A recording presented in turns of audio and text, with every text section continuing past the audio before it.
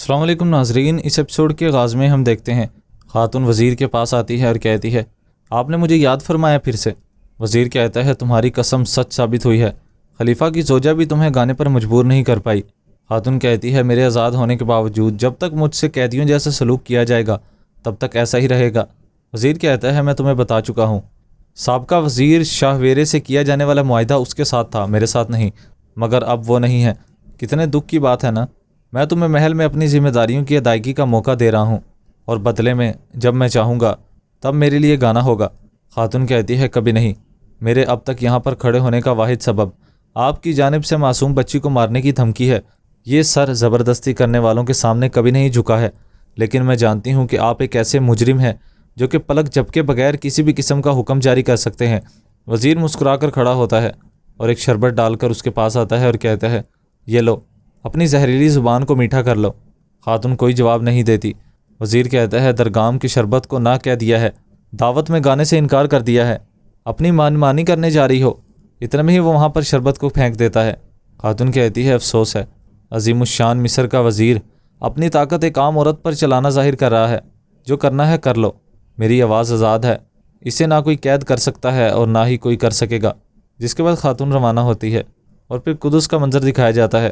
سلطان اپنے آدمیوں کے ساتھ آگے بڑھ رہے تھے۔ سلطان کا بھائی کہتا ہے آغا آپ کا چہرہ اترا ہوا ہے اور رنگ پھیکا پڑ رہا ہے۔ سلطان کہتے ہیں ہم قدس چھیننے نہیں، نئے شہنشاہ سے ملاقات کے لیے جا رہے ہیں، اور وہ بھی کئی دنوں سے غائب صلاح الدین کا سراغ پانے کی امید پر۔ یہ کافی نہیں ہے۔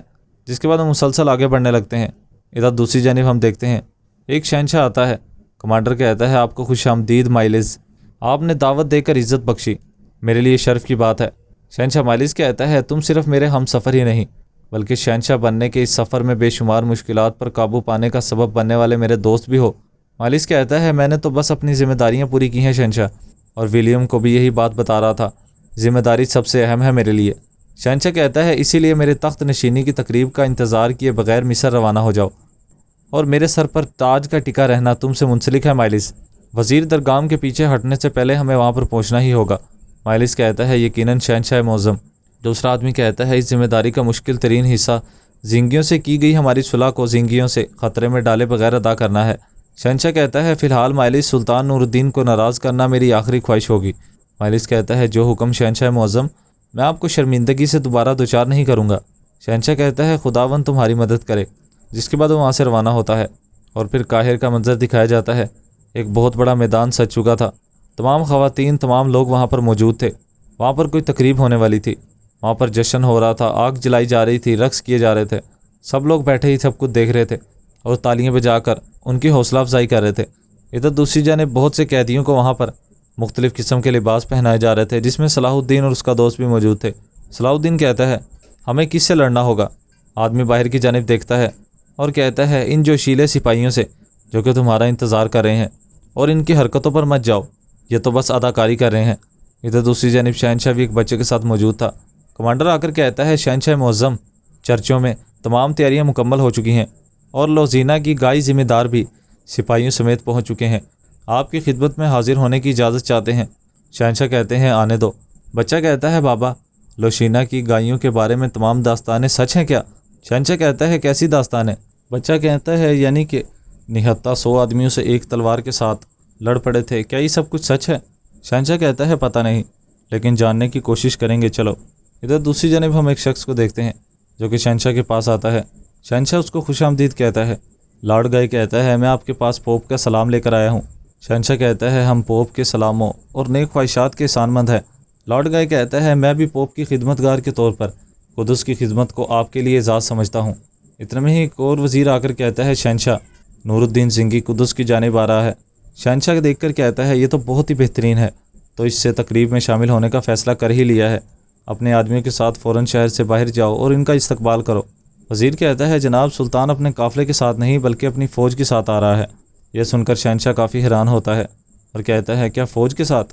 اور پھر قاہر قلعے کا منظر دکھایا جاتا ہے جہاں پر فاضل آتا ہے اور کہتا ہے وزیر صاحب، سنا ہے کہ ہر طرف میری تلاش جاری ہے، حالانکہ میرے لیے آپ کا یاد فرمانا ہی کافی رہتا۔ اور پھر وزیر سب کو باہر نکال دیتا ہے اور کہتا ہے اگر پتہ ہوتا کہ آپ یہاں پر ہیں تو بلا لیا ہوتا، پتہ نہیں تھا سو تلاش شروع کی گئی تھی، کہاں پر تھے آپ؟ فاضل کہتا ہے زنگی محل میں۔ وزیر کہتا ہے ہم سے پوچھے بغیر اپنی مرضی کرتے پھر رہے ہیں آپ؟ فاضل کہتا ہے ہرگز نہیں وزیر صاحب، زنگیوں کو مصر میں مداخلت کرنے سے روکنے گیا تھا، اللہ کی عنایت ہوئی ہے اور کامیاب لوٹا ہوں۔ ویسے بھی وہ خود کئی قسم کی مشکلات کا شکار ہیں۔ امیر صلاح الدین غائب ہے، زنگی سوگ میں ہے۔ وزیر کہتا ہے یعنی کہ؟ فاضل کہتا ہے مصر میں مداخلت کرنے کی ہمت رکھتے ہیں اور نہ ہی طاقت۔ وزیر کہتا ہے اس بات کے درست ہونے کا علم کیسے ہوگا؟ فاضل کہتا ہے فصیلوں پر موجود آپ کے جاسوس جب قاہرہ کے آس پاس کوئی فوج نہیں دیکھ پائیں گے تو آپ کو میری بات پر یقین آ جائے گا وزیر صاحب۔ وزیر کھڑا ہو کر کہتا ہے یہ تو بہت بڑی خوشخبری ہے، زنگیوں کی مداخلت سے تو سب کچھ برباد ہو جاتا۔ ٹھیک ہے وہ لوگ حرکت میں آنے کے قابل نہیں ہیں، سمجھ آتی ہے، لیکن آپ دیوان میں اپنی ذمہ داریاں پوری کر پانے کی طاقت رکھتے ہیں، بتائیں۔ فاضل کہتا ہے اطمینان رکھیں، لیکن مجھے یہ ذمہ داریاں سونپتے ہوئے آپ کو مجھ پر مکمل بھرپور اعتماد ہے۔ وزیر ہاں میں سر ہلاتا ہے۔ فاضل کہتا ہے تو پھر آپ کا سر سرآنکھوں پر وزیر صاحب، جس کے بعد وہ وہاں سے روانہ ہوتا ہے۔ وزیر کہتا ہے اس پر نظر رکھو، اپنا کوئی بھی آدمی ساتھ لگاؤ اس کے، اور پورا راز وار لگائے اور سب کچھ پتہ لگائے۔ قاضی فاضل کے فیصلے سے اگر دیوان قائم ہو جاتا ہے تو ہمیں اس کی مزید ضرورت نہیں رہے گی۔ اس ایپیسوڈ کا اختتام یہیں پر ہو جاتا ہے۔ ایپیسوڈ پسند ہے تو ویڈیو کو لائک کر کے چینل کو سبسکرائب کر دیں۔ اگر آپ فل اردو کے ساتھ ایپیسوڈ دیکھنا چاہتے ہیں تو کمنٹ باکس میں لازمی اپنی قیمتی رائے سے ضرور آگاہ کیجیے گا۔ ملاقات ہوگی نیکسٹ ویڈیو میں، تب تک کے لیے اپنا خیال رکھیں، دعاؤں میں یاد رکھیں۔ اللہ حافظ۔